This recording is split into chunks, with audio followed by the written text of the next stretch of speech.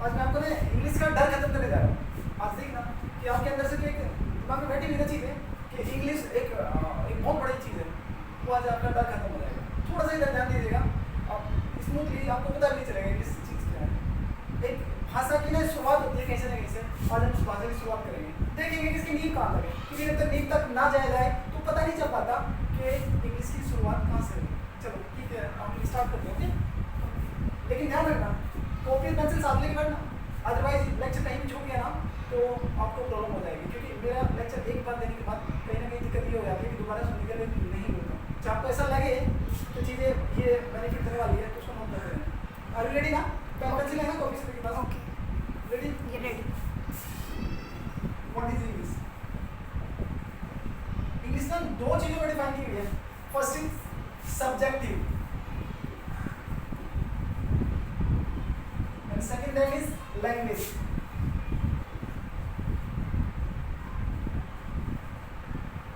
Problem क्या है कि बच्चे ना यहाँ पे प्रॉब्लम दिक्कत खड़ी कर लेते हैं अपने लिए कि वो ना लिटरेचर में फंस जाते हैं। उन्हें इंग्लिश पढ़ना ऐसा लगता है बोझ, और जहाँ चीज़ें बोझ बन जाए ना उन्हें समझ में कुछ भी नहीं आता। ये क्या है? ये सब्जेक्टिव का अर्थ है आप लिटरेचर में है, मतलब जो आपकी बुक है वो आप पढ़ रहे हैं, उनका अर्थ आप नहीं निकाल पा रहे। हमें क्या जाना है? हमें जाना लैंग्वेज में। यहाँ क्या है? Speaking, writing and communication.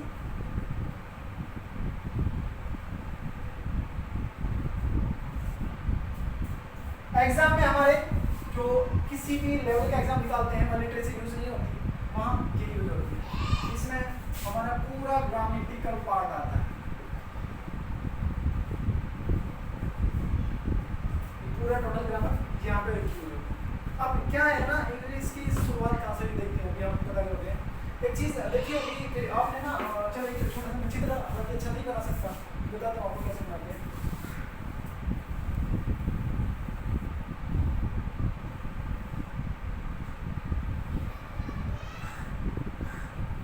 इसे ना वोकल कॉर्ड बोलते हैं। गले में ना लैरिंक्स और फेरिंक्स के नाम से आप साइंस के स्टूडेंट जानते हो, दो चीज़ें होती हैं। लैरिंक्स इट के वहाँ से लिरिक्स निकलना, वर्ड निकलना। फेरिंक्स इट के जो आप खाते हैं ना वो नहीं आपके खाना नीचे तक लेके जाती है। इस लैरिंक्स में ही वोकल कॉर्ड होती है। क्या होती है?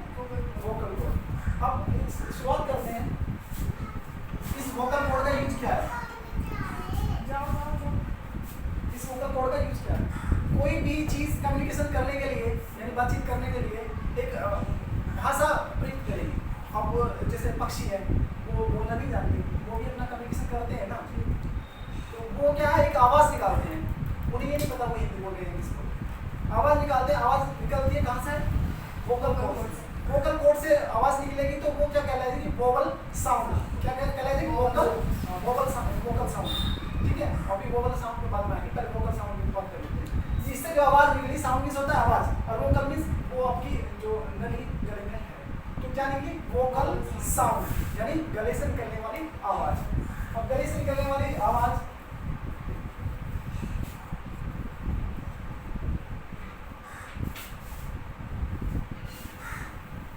जगह पर पड़ती है।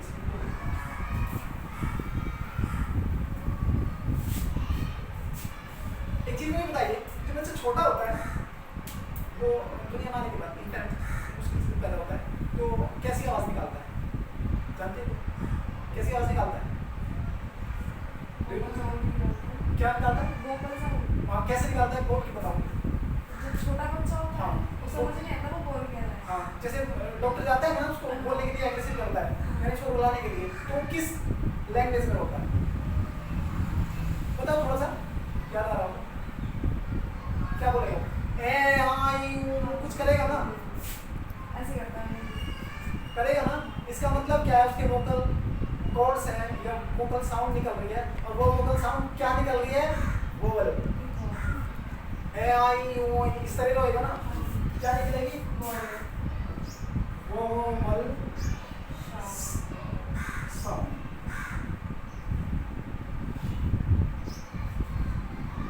क्या निकलेगी? इसका मतलब क्या हुआ? दुनिया में कोई सी भाषा हो, सबसे पहले बोली जाने वाली भाषा कौन सी है? वोवल। वोबल इसका मतलब प्राकृतिक हुई ना, कुदरत की देन हमारे पास क्या है, वोबल साउंड। क्या है, वोबल साउंड। और कॉन्सोनेंट क्या है, जिसके बाद हम यहाँ जाके चीजें सीखते हैं, दांत का प्रयोग करके, जीभ का प्रयोग करके, होठों का प्रयोग करके और बॉडी का प्रयोग करके, वो क्या कहलाती है, वोबल और वोकल कॉन्सोनेंट। क्या कहलाती है, कॉन्सोनेंट। क्या कहलाएगी, कॉन्सोनेंट।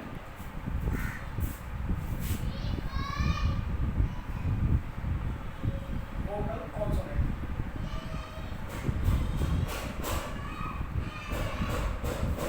आपको अंतर पता चला, दुनिया में कोई सी भाषा हो, फ्रेंच हो, जर्मन हो, इंग्लिश हो, इटालियन हो, जापानीज हो, चाइनीज हो, इसका मतलब क्या है, सिर्फ उनके अंदर सेम क्या होगा, वोवल साउंड, यानी वोवल होगा ना। यानी बच्चा कहीं भी पैदा हो वो इसी लैंग्वेज में रहेगा, और वो चाहे इंग्लिश में रहे या हिंदी में रहे। हम क्या है उसको सिखाते हैं, और जो बचपन से सिखा रहे हैं वो चीज़ आसान लगने लग जाती है। हम उसको हिंदी में साउंड सिखा देते हैं, और जो अमेरिका है वो इंग्लिश में साउंड सिखा देते हैं, लेकिन शुरुआत वहीं से होती है। मतलब डिपेंड क्या करता है, आपके सर्कमस्टेंस, आपके चारों ओर का माहौल आपको ये डिफाइन करा देगा कि आप कौन सी लैंग्वेज बोलने वाले हैं। नहीं तो बचपन से बच्चे को कोई नहीं पता, वो वोवल साउंड ही निकालेगा।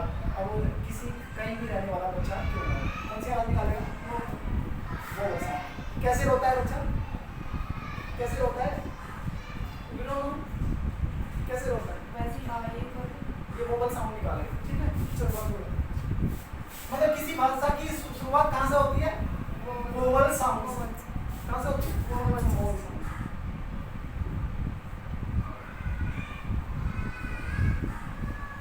अब कोई भी वोवल मिलकर एक अक्षर जो है वो नहीं बना सकता वर्ड।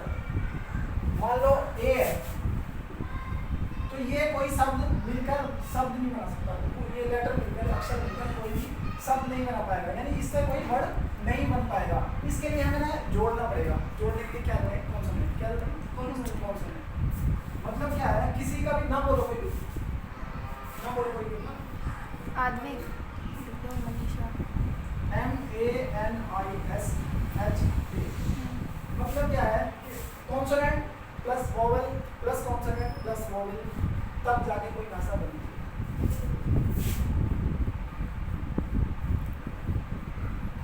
एक कॉन्सोनेंट आएगा, एक वोवेल आ गया, कॉन्सोनेंट आएगा, एक वोवेल आएगा। यानी किसी भी वर्ड को बनाने के लिए रिक्वायरमेंट होगी कॉन्सोनेंट की और वर्ड की। जन्म से क्या नहीं लिया हमें, वोकल कॉर्ड से आवाजें। इस आवाज का इस्तेमाल अपने काम करना सीखा, दांतों से, होठों से और अपनी बॉडी से और टंग से। अब एक चीज बताओ कि अगर वोवल साउंड ही यूज स्टार्ट होने लगे हर चीज में, तो एक दिक्कत खड़ी हो जाती है। लॉजिकली बताऊंगा कि मैं लॉजिकली नहीं बताऊंगा, क्योंकि मैंने देखा कि सुना भी साइंस में पढ़ेंगे कि किसी भी पुल से अगर सेना गुजरे और एक कदम ताल करते हुए गुजरे तो वो पुल टूट जाता है। पता है इसका कारण क्या है, एक ही फ्रीक्वेंसी वहाँ पे लग जाती है। फ्रीक्वेंसी जहाँ एक लग जाए वहाँ चीजें ब्रेक होंगी, वहाँ चीजें टूट जाएंगी। मतलब क्या है, अगर अपने वो तो सुना होगा सारे यहाँ पता नहीं साहब, सुना है ना, शेर क्या था ना, सा रे गा मा।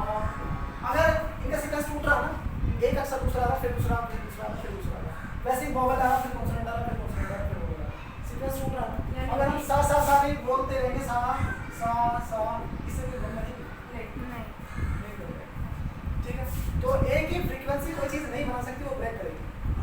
तो हम फ्रीक्वेंसी को तोड़ने के लिए इसमें एक वर्ड का यूज करते हैं कि कॉन्सोनेंट के साथ वोवल, वोवल के साथ कॉन्सोनेंट। क्लियर है?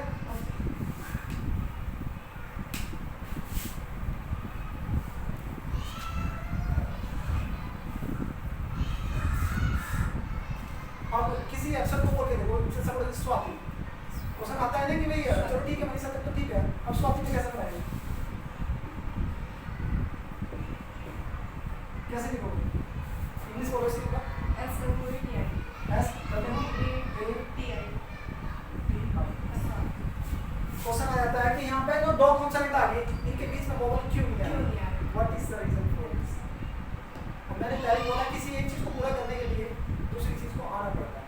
ये जो आधी चीज है ना, आधा कॉन्सोनेंट है, इसको पूरा करने के लिए पूरा कॉन्सोनेंट आएगा। यानी इसको पूरा करते हैं ये दो वर्ड सब को पूरा कर रहे हैं, इसके लिए दो कॉन्सोनेंट का आना जरूरी है, अदरवाइज दो कॉन्सोनेंट कभी नहीं होते, एक कॉन्सोनेंट सिंगल कॉन्सोनेंट नहीं। ठीक है, लेकिन ये लॉजिक सिर्फ 99% फॉलो किए जाते हैं। दुनिया में कोई चीज़ 100% नहीं है, चीज़ें चेंज होती है हर जगह, हर लॉजिक में चीज़ें चेंज होता है। एक्सेप्टेबल केस बोले जाते हैं, लेकिन रियलिटी ये है कि एग्जैक्ट होने जैसा दुनिया में कुछ नहीं है। अभी तक हमें जहाँ तक पता है वहाँ तक हम बता पा रहे हैं, आगे चल के हो सकता है कि इसमें कुछ चेंज हो जाए, या दुनिया में इतना पता है जितना बता पा रहे हैं, जितना साइंटिस्ट ने खोला उतना ही बता पाते हैं, हो सकता है और भी कुछ हो। तो इस आज के टाइम तक इतना ही है कि कॉन्सोनेंट के यूज कहाँ होंगे तो जहाँ आधा हो, अदरवाइज वोवेल आएगा ही आएगा। एनीवे मुझे लगता है आज के लिए इतना काफ़ी है।